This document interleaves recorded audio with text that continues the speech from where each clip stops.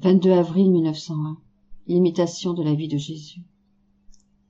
Je me sentais tout affligée, confuse et presque désespérée de revoir mon adorable Jésus. Il vint à l'improviste et me dit : « Sais-tu ce que j'attends de toi ? Je te veux en tout semblable à moi, autant dans les œuvres que dans les intentions.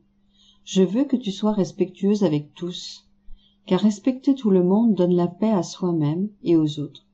Je veux que tu te considères la plus petite entre tous, et que toutes mes instructions, tu les rumines toujours dans ton esprit et les conserves dans ton cœur, afin que, quand les occasions se présenteront, tu trouves toujours ton esprit et ton cœur prêts à se servir de mes instructions et à les mettre en pratique.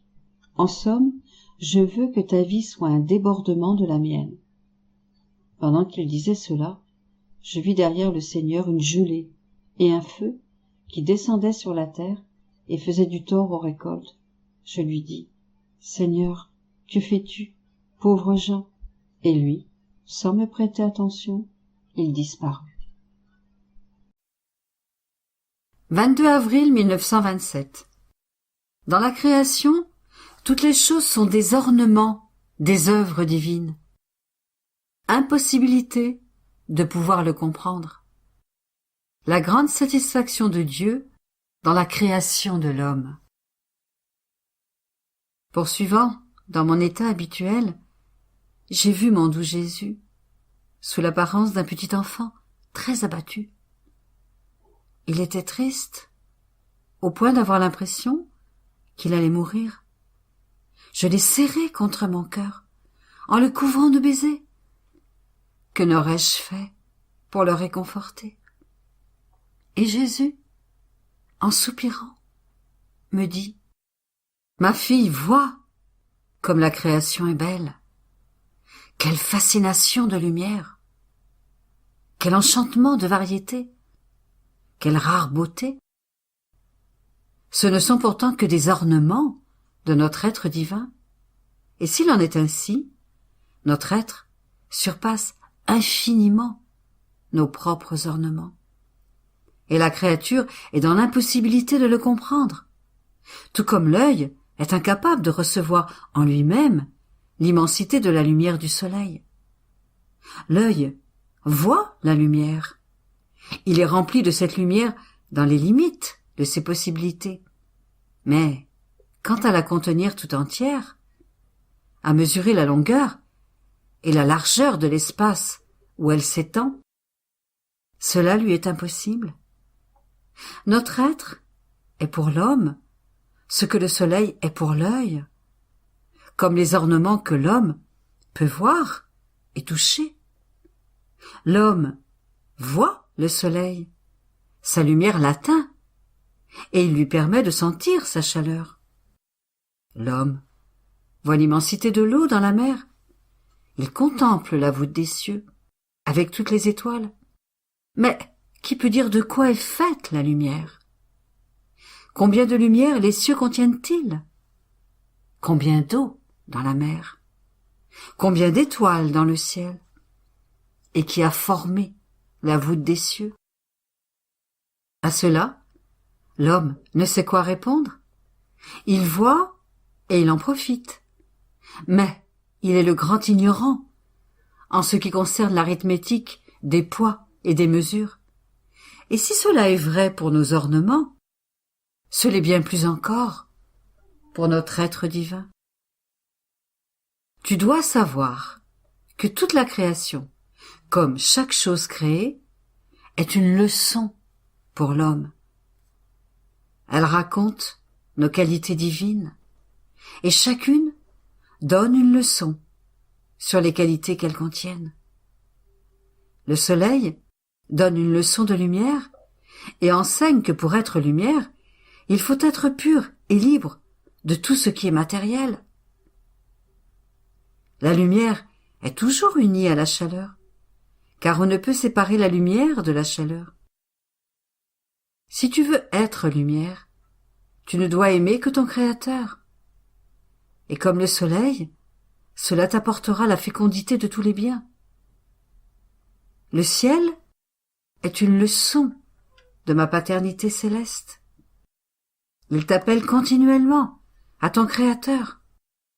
Il te donne une leçon de détachement pour ce qui est terrestre et une leçon sur les hauteurs de sainteté auxquelles tu dois arriver.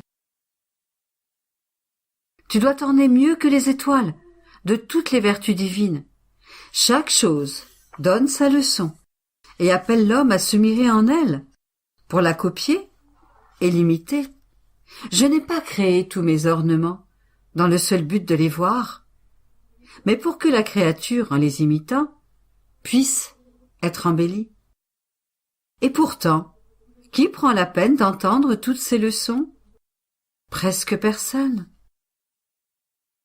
Il était très triste et gardait le silence.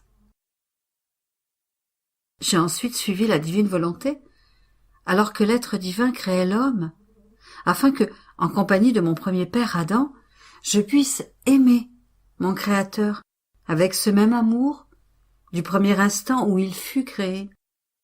Je voulais recevoir ce souffle divin, cette effusion d'amour, afin de pouvoir le rendre à mon Créateur. Je pensais à cela lorsque mon doux Jésus, très heureux, me dit « Ma fille, pour celui qui vit dans ma volonté, il n'existe pas d'acte qui ne soit présent, et il n'est pas un acte que nous ayons accompli qui ne puisse être reçu. Reçois mon souffle et mon effusion d'amour. Quel plaisir a été pour nous ce premier acte de la création de l'homme. Nous avions créé le ciel et la terre, mais nous ne sentions rien de nouveau en nous. C'était différent avec la création de l'homme. C'est une volonté qui était créée, et cette volonté était libre. Nous avons mis en elle notre volonté, la déposant comme dans une banque, pour en retirer des intérêts d'amour, de gloire et d'adoration. Oh, que nous débordions d'amour, que nous tremblions de joie en créant cette volonté libre pour l'entendre dire « Je vous aime ». Et lorsque l'homme, comblé de notre amour, prononça ce premier « Je vous aime », combien grande fut notre satisfaction, car c'était comme s'il nous rendait les intérêts de tous les biens que nous avions placés en lui. Cette volonté libre que nous avions créée était l'endroit où nous avions déposé le capital d'une divine volonté, et nous étions satisfaits de recevoir ce petit intérêt sans jamais penser à reprendre notre capital. C'est pourquoi la douleur de la chute de l'homme a été grande, car il nous rendait le capital pour ne pas avoir à nous verser ce petit intérêt. Sa banque s'est retrouvée vide, et comme son ennemi avait conclu un marché avec lui, il l'a rempli de passion et de misère, et le pauvre homme se retrouva en faillite. Or, ma fille, l'acte de la création de l'homme fut un acte solennel qui nous donna la plus grande satisfaction. Et c'est toi que nous appelons, afin de répéter la solennité de cet acte en plaçant dans ta volonté le grand capital de notre volonté. Et en faisant cela, nous sommes débordants d'amour et tremblants de joie, car nous voyons ainsi la réalisation de notre dessein. Assurément, tu ne nous refuseras pas ce maigre intérêt, et tu ne rejetteras pas notre capital, n'est-ce pas? Chaque jour, je viendrai relever mon état de compte. Je t'appellerai dans ce premier acte, où nous avons créé cette volonté libre, pour que tu me verses l'intérêt. Et moi, je verrai si je peux ajouter quelque chose à mon capital. Mon esprit était perdu dans le divin fiat, et je me disais, oh, comme j'aimerais vivre ce premier acte de création, cette effusion d'amour divin et intense, déversée sur la première créature lorsqu'elle fut créée, Je voudrais recevoir ce souffle tout-puissant, afin de pouvoir rendre à mon Créateur tout cet amour et toute cette gloire qu'il devait recevoir de la créature. Et mon Jésus, me serrant contre lui, me dit « Ma fille, c'est précisément pour cela que je viens si souvent te rendre visite. Au point que cela puisse paraître inhabituel, car je ne l'ai encore fait pour personne d'autre. Tout est dans le but de réordonner le premier acte par lequel j'ai créé la créature. Je reviens donc et je reste avec toi, comme un père aimant agirait avec sa fille. Combien de fois n'ai-je pas soufflé en toi jusqu'au point où tu ne pouvais plus contenir mon souffle tout-puissant? J'ai déversé en toi mon amour réprimé au point de remplir ton âme à ras-bord. Tout cela n'était rien d'autre que le renouvellement de l'acte solennel de création. Je voulais éprouver à nouveau cette grande satisfaction de la création de l'homme. Et c'est pourquoi je viens vers toi, non seulement pour la ressentir, mais aussi pour rétablir l'ordre, l'harmonie et l'amour entre le Créateur et la créature, comme à l'instant où elle fut créée. Au commencement de la création de l'homme, il n'y avait pas de distance entre lui et moi. Tout nous était commun. Dès qu'il m'appelait, j'étais présent. Je l'aimais comme un fils, et j'étais attiré vers lui. Je ne pouvais rien faire de moins que d'être très souvent près de lui. Je renouvelle en toi le commencement de la création. Par conséquent, sois attentive à recevoir un tel bien. 22 avril 1928. Lorsque les vérités ne sont pas prises en considération, leur vie est avortée. Comment l'amour de la reine souveraine est répandu dans toute la création, parce que dans son mouvement infini, le fiat le diffusa partout. Les mots de la volonté humaine. Je continue mon abandon dans la divine volonté avec le tourment presque continuel de la privation de mon doux Jésus.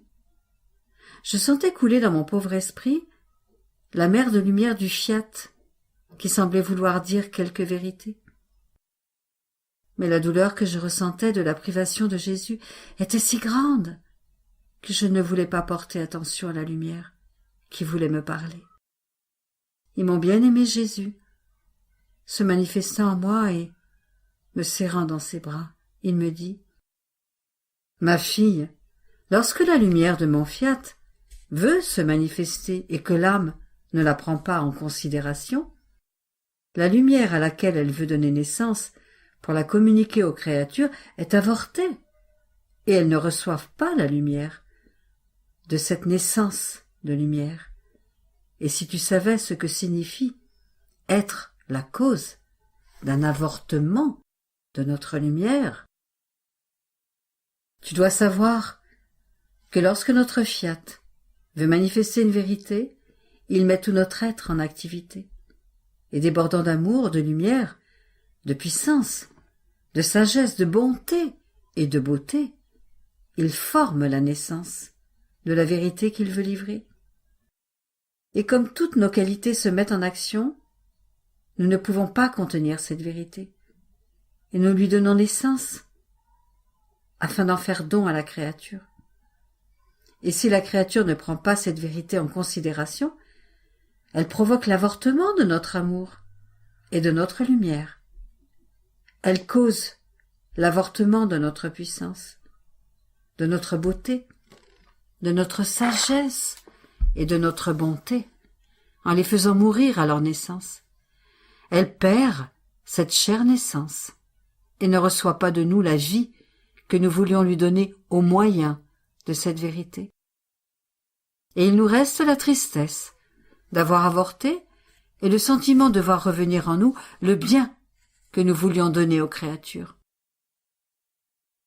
En fait, si la créature avorte, elle perd cette naissance, alors que nous ne la perdons pas, car elle rentre en nous, et c'est pour la créature qu'elle est avortée. Par conséquent, sois attentive lorsque tu sens que la mer de lumière de mon fiat forme ses vagues pour déborder à l'extérieur et donner naissance à ces vérités. Après cela, je ne me sentais plus bonne à rien, et j'ai prié la Reine souveraine de venir à mon secours, de me prêter son amour pour que je puisse aimer mon doux Jésus avec son amour de mère. Et Jésus ajouta: Ma fille, l'amour de la céleste souveraine est répandu dans la création tout entière, car ce fiat, à peine prononcé, qui avait libéré dans tout l'univers la grande variété de nos œuvres et leur avait donné vie, demeurait en elle.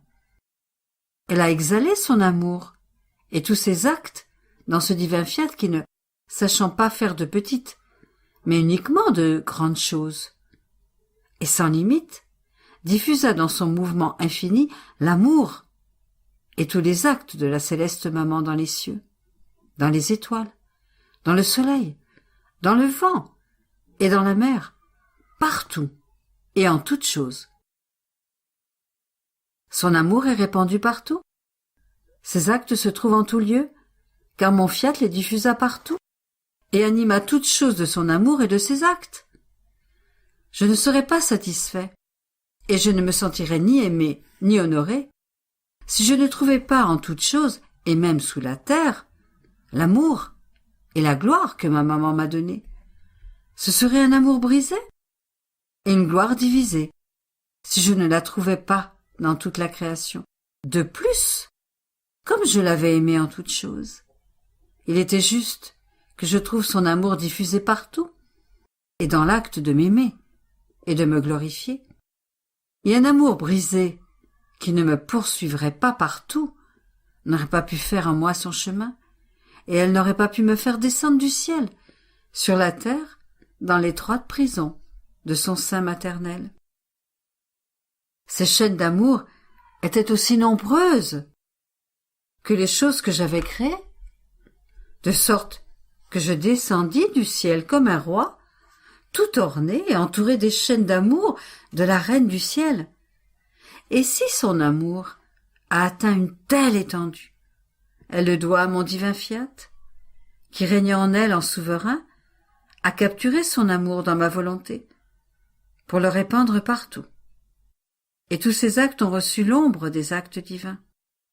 Par conséquent, si tu veux l'amour de la maman reine, laisse mon fiat régner en toi. Diffuse en lui ton amour et ton être tout entier, afin que mon fiat, capturant ton petit amour et tout ce que tu fais, puisse l'étendre. Et en l'apportant là où il est présent, c'est-à-dire partout, mon fiat puisse trouver ton amour uni à l'amour de ma maman. De cette façon, tu me donneras la satisfaction de ce que la petite fille de ma volonté ne me donne pas un amour brisé et divisé, mais un amour en toutes choses et en tout lieu. Après quoi je me disais, mais quel mal la créature peut-elle faire quand elle fait sa volonté? Et Jésus ajouta, ma fille, ce mal est grand. Ma volonté est lumière, alors que la volonté humaine est ténèbres. Ma volonté est sainteté, alors que la volonté humaine est péché. Ma volonté est beauté et contient tous les biens, alors que la volonté humaine est laideur et contient tous les maux.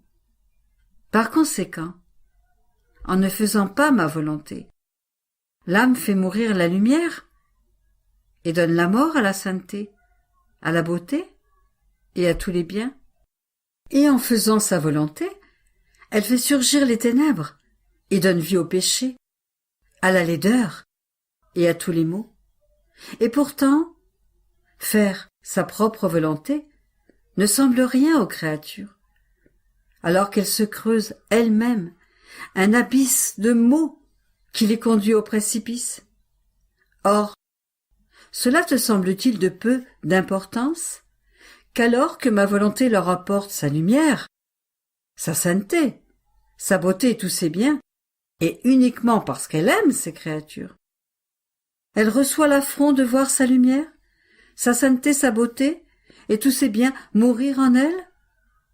Mon humanité a tant ressenti cette mort que la volonté humaine a donné à la lumière et à la sainteté de sa volonté dans la créature qu'on peut dire que ce fut la vraie mort qu'elle ressentit. Car elle éprouvait le tourment et le poids de la mort, d'une lumière et d'une sainteté infinie que les créatures avaient osé détruire en elles-mêmes. Et mon humanité gémissait et se sentait écrasée par autant de morts que les créatures avaient osé donner, la mort à la lumière et à la sainteté de ma divine volonté en elle. Quel mal ne serait-il pas fait à la nature si elle faisait mourir la lumière du soleil, le vent qui purifie et l'air qu'elle respire? Le désordre serait si grand que toutes les créatures en mourraient.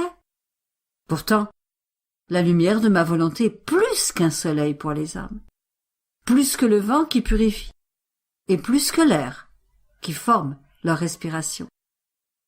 Ainsi, par le désordre causé, si elle pouvait faire mourir la lumière du soleil, le vent et l'air, tu peux comprendre le mal que produit le fait de ne pas faire mon adorable volonté, qui est l'acte de vie primordial et le centre de toutes les créatures.